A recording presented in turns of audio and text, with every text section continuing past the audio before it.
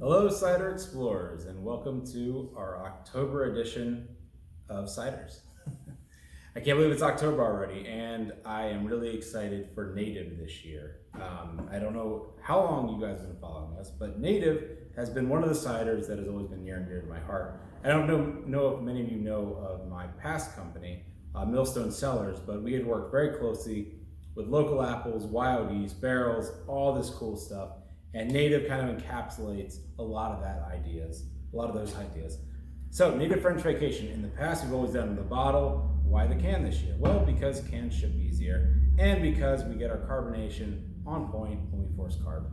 But regardless of its package, this is probably my favorite iteration of any that we've done. And I think the main piece of that is we worked with Heritage Apples, who literally flies over to Normandy, France, selects a blend of different apple varietals, and then ships them as juice over to us, and we ferment them with our blend of yeast and bacteria. And this one was co-fermented with New York State old growth orchard apples. So old growth typically means low spray. It allows the yeast and bacteria to really grow up and makes the apples more hardy, as they have to actually fight off pests and predators, so there's higher tannins in them. So even if an orchard was, say, making the worst apple in the US, which I would call Red Delicious, it's still going to be a great cider apple, because over time, to prevent all of the mites and the different bugs from getting in there, and the different different things that would come up, like fire blight and stuff like that, it becomes hardier, it becomes higher tannin, it becomes smaller and more robust. So French Vacation is a celebration of a co-fermentation of Hudson Valley apples, wild yeast, and French apples. So I think this is typically Native's always been kind of a harkening back to Spanish cedar, because in the US we really don't get as high tannin of apples as in a lot of the more traditional apple growing regions. By bringing these French apples over, I think we've gotten to experience a blend of almost this lower tannin Spanish cedar from the US and the more high tannin characteristics of the Normandy apples, Youngstown Mill, Tremlins Bitters, and Chisel Jersey. You can see it in the color. When you have a higher tannin, it typically almost becomes like this orangish brown color, which I think is amazing. If you ever go to Europe and get to try the apples over there, it's a fantastic experience. The cider is, well, depends where you go. Small farms, not so great sometimes, most of the times. But finding the best producers in the regions really is a rewarding experience. So let's give it a try. Yeah, and right off the nose, you're getting a little of that barnyard funk. You're getting a little of that peak acetic acid coming from the Native, but it's a lot more mellow than our past years. A little bit of shoe leather, and I love that about high tannin apples, is that kind of it just makes you feel like you're on a farm. And I think that's just something extremely special. It's something that drew me to cider from the very beginning.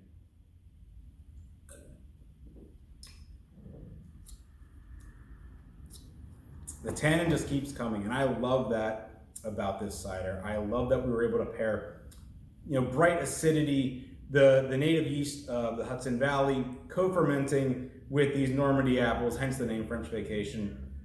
It's a really unique cider. It's a very different Native from anything we've done in the past, but I think it exquisitely drinks like a hybrid between a spontaneous US cider and a French cider, which is so cool, and I really can't wait for you guys to try this. On to the Book of Nomad. This Book of Nomad this year, the Nordic mead series has been a lot of fun, and I think this one, working with elderberries, was a really cool experience. We've never worked with them before. And what do you pair with elderberries? Well, first off, look at that color. It's absolutely fantastic. What we kind of did on this approach was working with things that would complement dark berry flavors. And we think lavender is great for this. Along with the different, lemon peel, lemon balm, working with a blend of herbs, a little bit of sage, all these things that kind of come together to give it almost like this Nordic mead meets Amaro, and which I think is kind of my thought process behind this series. As it's settling, you can just see we used a lot of elderberries in this, and it really shows and tastes like it. It's somewhere between Amaro meets gin meets cordial, and I just think this one's really cool. So let's give it a sniff. Right off the bat, you're getting a lot of elderberry flavor. You're getting top notes of lavender, lower notes of sage, a little bit of lemon zest kind of mixed in there with that lemon peel or the lemon balm.